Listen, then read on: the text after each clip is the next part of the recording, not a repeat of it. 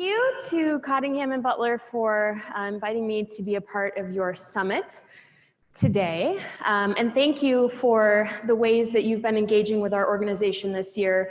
For anyone that's not aware, which you may not be, they held a Jeans Day fundraiser for us, and their employees donated a few dollars to wear jeans on a Friday in May and raised about $1,500 for our organization, which was very exciting.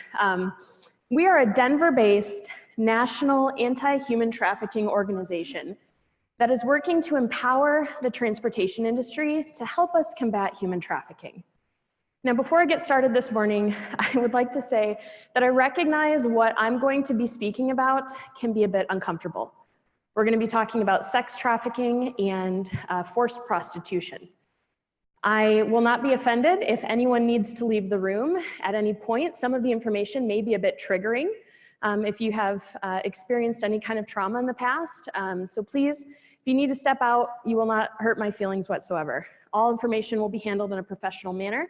And I hope that it challenges you and helps push you outside of your comfort zone just a little bit, because I truly believe that if we're going to make an impact on this subject, we have to really understand what we're talking about. So Truckers Against Trafficking is using bystander intervention and systems change in order to raise up a mobile army of transportation professionals to assist law enforcement in the identification and recovery of victims and the arrest and prosecution of perpetrators. Our training, which is available at no cost to companies, is an easy lift, and it's having actionable and tangible results. Together with transportation, we are absolutely helping to close loopholes to traffickers and disrupt trafficking networks across the United States. But I need your help. So what are we talking about when we say human trafficking, right? We hear it in the news a lot. What do we really mean? Human trafficking is the exploitation of human beings through force, fraud, or coercion for the purposes of commercial sex. Think prostitution, stripping, pornography, brothels, and most typically pimps, or forced labor or labor trafficking.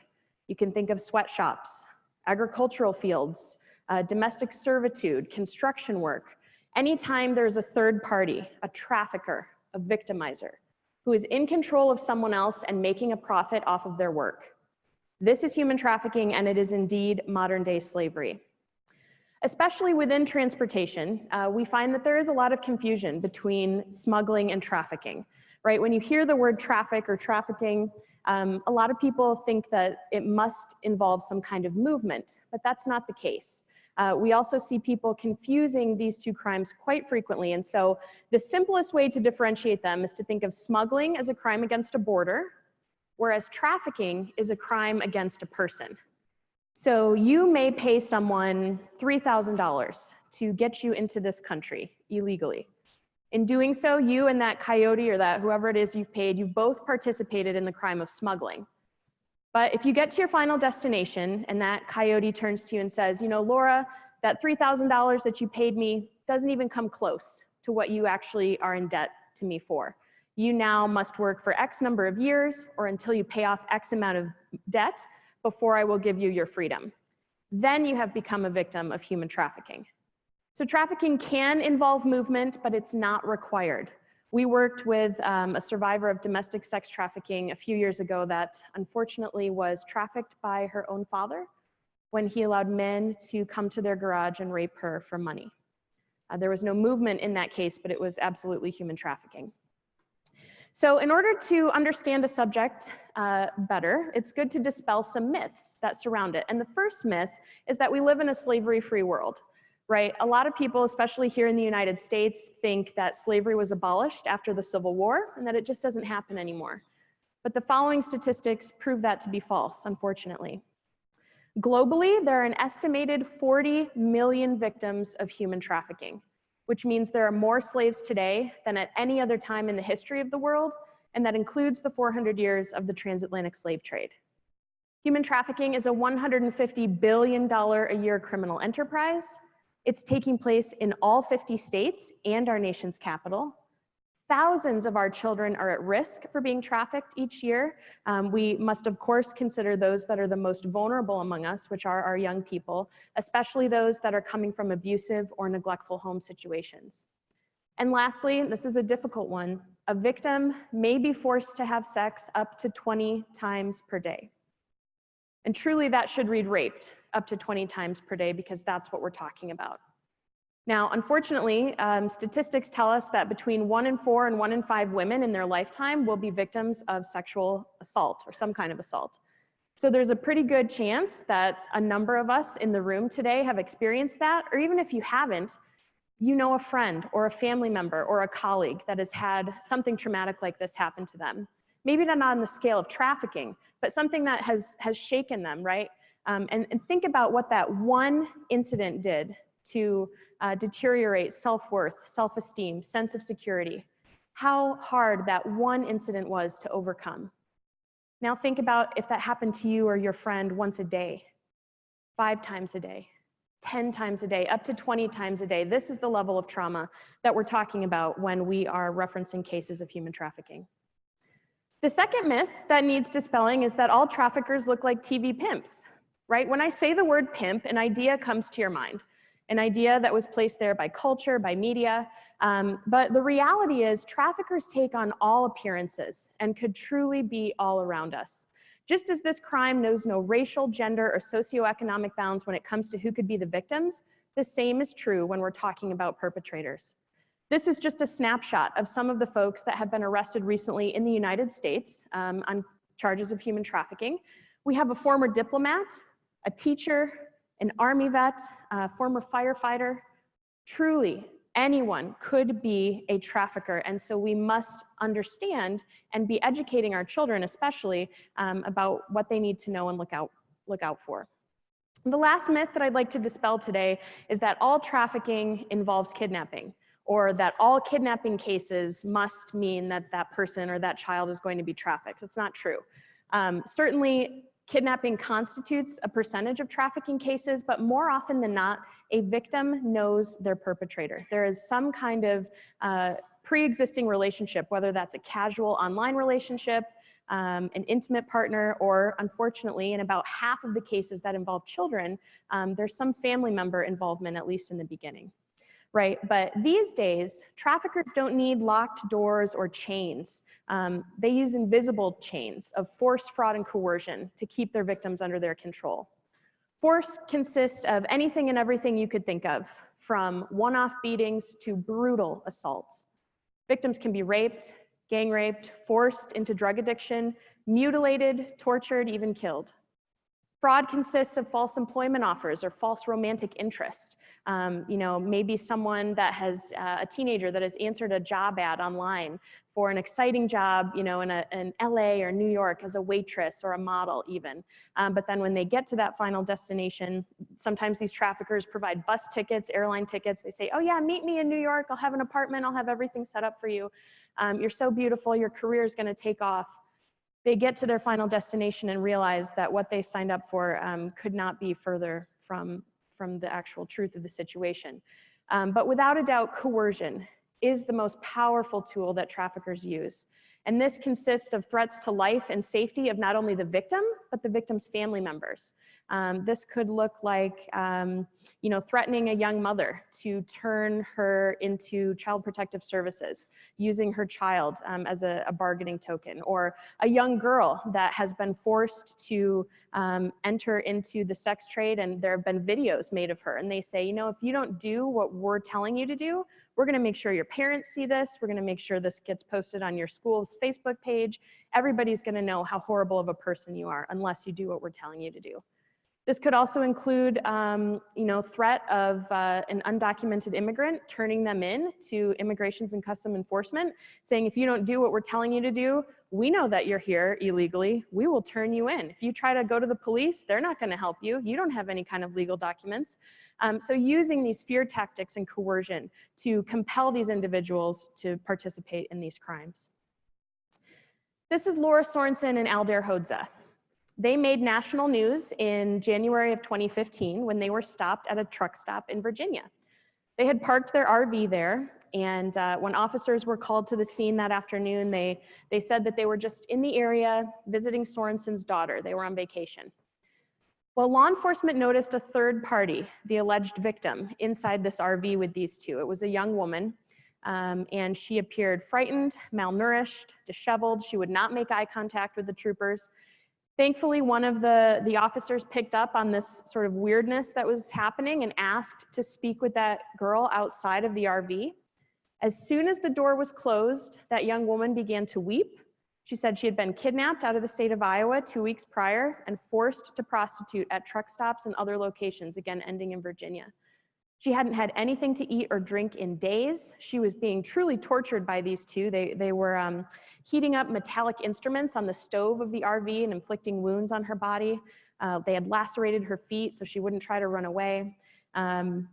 Doctors that would later evaluate her at the emergency room told police that had she not been separated from her traffickers that day, she would have died within 24 to 48 hours.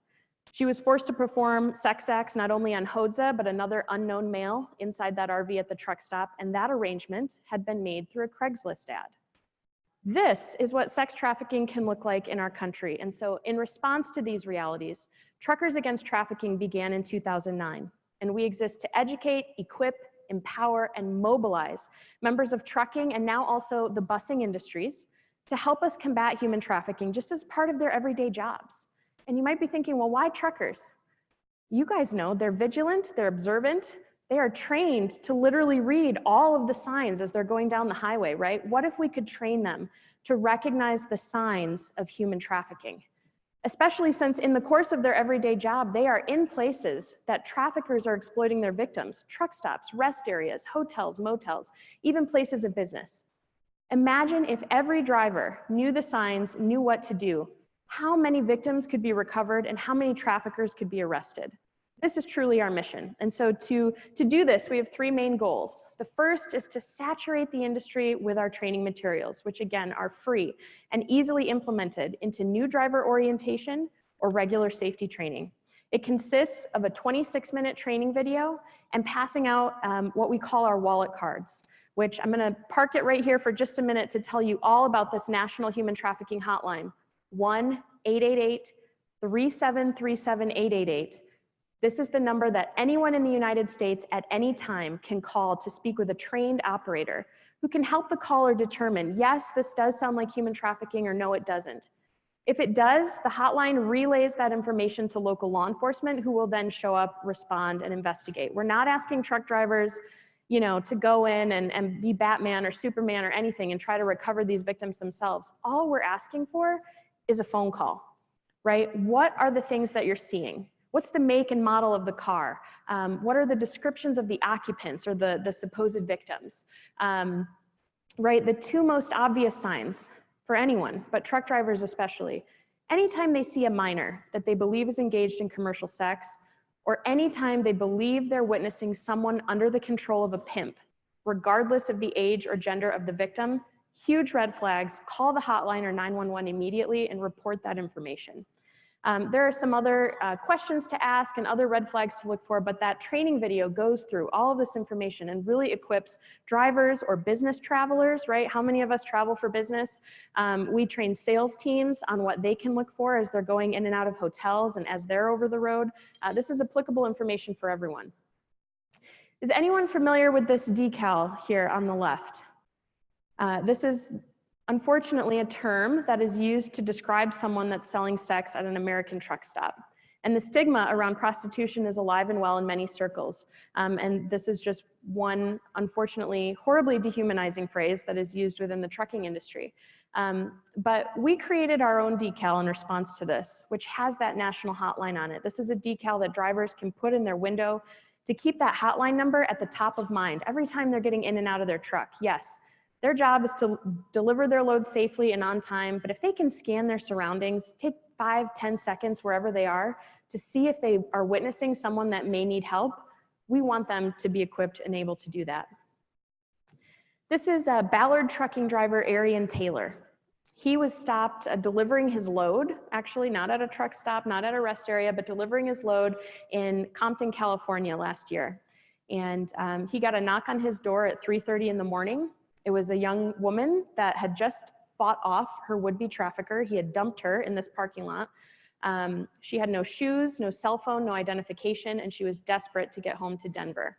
Thankfully, Arian had been trained. They called the hotline together. The hotline arranged a prepaid cab ride to get that girl to a local shelter where she was put up for the night, and a chaperoned train ticket home to Denver the next day. Arian is convinced that this girl knocked on his truck because she saw this decal, and he was so thankful to have been trained to know what to do. Our second goal is to partner with law enforcement to facilitate the investigation of human trafficking. We do this with law enforcement agencies across the United States. And third, to marshal the resources of the industry to help us combat this crime. Whether it's through their time, their experience, or their influence, we are continually grateful for those that are helping us to move the needle forward. Now, the best thing about this program, and what I hope will be the most exciting thing I tell you this morning, is that this program works. To date, truckers alone have made over 2,200 calls to that National Human Trafficking Hotline and have helped to identify over 1,100 victims of human trafficking. And those are just truck drivers that knew to call the hotline and were willing to do so. This doesn't count numbers to, or calls to 911 or non-emergency numbers. No one tracks that data. Truckers Against Trafficking has now trained over 730,000 members of the trucking industry. But we know that there are 3.5 million CDL holders out there, so that's why I need the help of all of you. I need help to empower more men and women to be like this guy. This is, now he drives for CFI. At the time it was Conway, truckload driver Kevin Kimmel. He was at that same truck stop that Laura Sorensen and Alder Hodza had parked their RV. He was doing his paperwork and he thought he saw different men coming and going from the RV to the convenience store. And he thought, well, that seems a little strange, but then he looked up again and he thought he saw a young woman peek her head out of the window of that RV, only to have a black curtain pushed in its place and a commotion ensue inside. He knew he had to make the call. It was his call that resulted in those state troopers coming and separating that young woman from her traffickers. She's now safe back home in Iowa with her family. Laura Sorensen and Alder Hodza were sentenced to 40 and 41 years in prison. That young lady calls Kevin her guardian angel, and I'm truly proud to say that he calls himself a trucker against trafficking, but I have a brief video that I'd like to share with you all.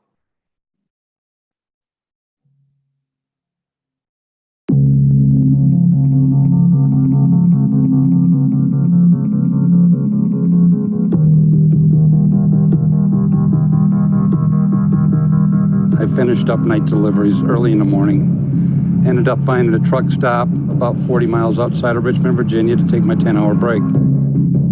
So I was filling out my paperwork, and 2 slots over there was an RV. This one was back in the truck lot, and it didn't look typical. It was kind of beat up, had black curtains. I saw a middle-aged man walk out and knock on the door. Well, the door opens, he goes in, and I'm still filling my paperwork out. And I looked over, and then I saw what looked to me to be a young girl look out. And then she vanished. Like she was pulled away from the window and the curtain was pushed back over. And I thought, you know, this is a bad situation here. Nothing was reminding me of what a family situation would be. And I thought about it another couple minutes and I said, you know, this could be something pretty ominous. And so I just got the smartphone out, gave him a call and told him where I was and what I thought might be going on. And not 5 minutes later, 2 sheriff vehicles and 2 state troopers pulled in. And from there, kind of unwound. I feel real good about being able to put 2 people in prison that don't need to be out floating around.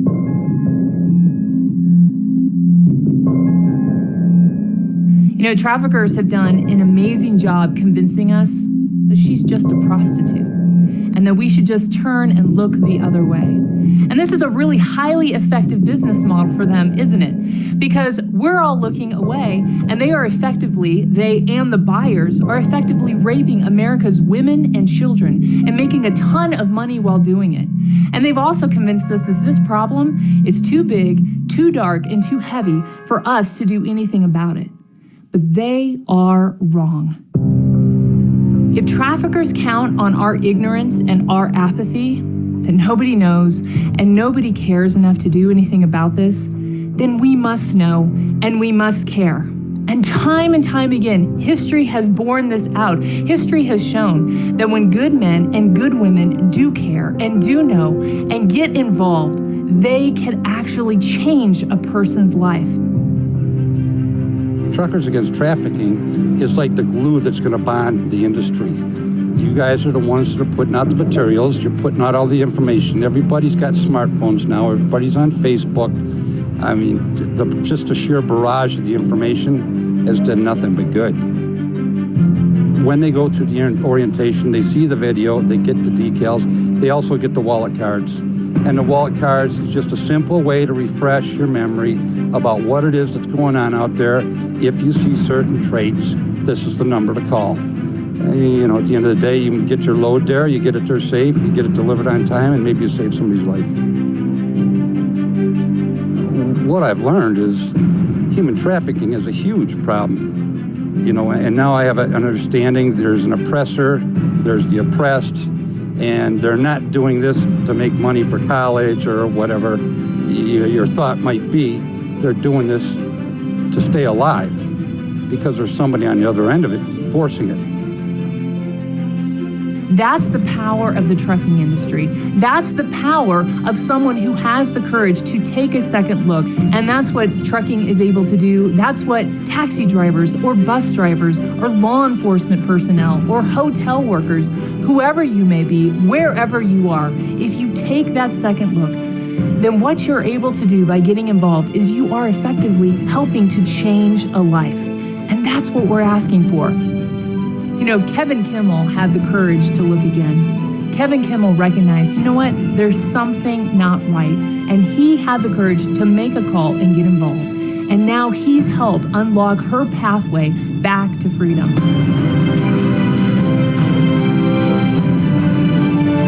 No matter what it may look like on the outside, no matter what it may seem like that moment in that parking lot or wherever you may be, that person is a human being. She's so much more.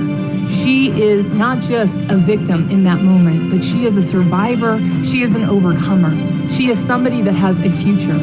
And we need the courage to look again. We need the courage to see that our actions in this moment will unlock the path to her freedom. Well, I got a call from the state police. They wanted to know if I could release my phone number to her, and I said, yeah, that'd be fine. And I think she was still in the hospital. And she told me how much she appreciated it. And she said something to the regards of a guardian angel, and it's like, no, that's not the case, you know. I just made a phone call, and I'm glad I could help you, and I hope you go on and have a healthy and happy life. Try to put this thing behind you. We need to get back to a place where if somebody is in need, that we step up to it. There's a lot of things in life that aren't so obvious. This isn't one of them.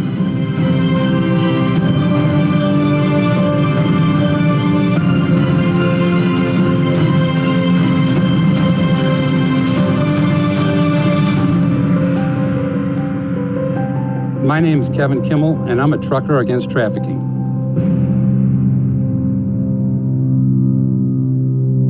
I'm just about out of time, but that's the power of being educated and trained and able to be in the right place at the right time and recognize those signs and make a call. So my asks for you today, I know that there are a handful of companies in the room that are already implementing our training. Thank you so much for doing that. But there's a lot of new companies here that we've never been exposed to. I have all of these materials at a table, which has been moved, but it's in the back. DVDs, wallet cards, business cards, anything that you might need. Would love to get this either into your hands today or connected with you so that I can mail you all of those materials. We will send everything free of charge. You have the opportunity to really help us continue to make an impact in this fight across North America. We also need to combat demand, right? The reality is if there were no buyer, there would be no market, and therefore there would be no victim. Traffickers are in this for the money. And so if their market dries up, they're gonna go on and make money some other way. So we need to be lending our voices to the cultural conversation that makes it not only inexcusable to joke about buying or selling another human being, but we need to be pushing for tougher penalties for people that are purchasing commercial sex. The gentleman before mentioned taking a look at some of your policies that you have in place.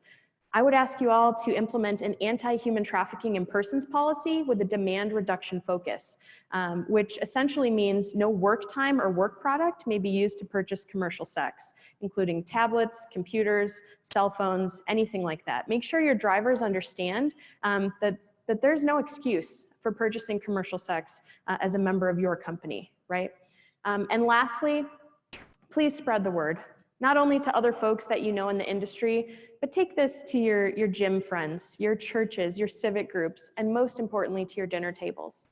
Our children need to understand the realities of what pimps really are, and quite honestly, how tricky and manipulative they can be, and they need to hear it from people that they trust. At the end of the day, human trafficking is the greatest human rights violation of our time. I believe that 100%. I also believe that most people aspire to do something with their life and their career, right? To leave a legacy. As it relates to human trafficking, not everyone is always able to do that, but as leaders in transportation, you all are in a perfect position to help make a huge impact. So I would please ask you to consider implementing this training. I would love to connect with you to have discussions on how we can implement this on your LMS, or if you use Infinity or ProTread or one of those type of systems, we can get this loaded in and onto your platforms. But I would just appreciate your help so much, and together we will continue to make our roadways safe. Thank you.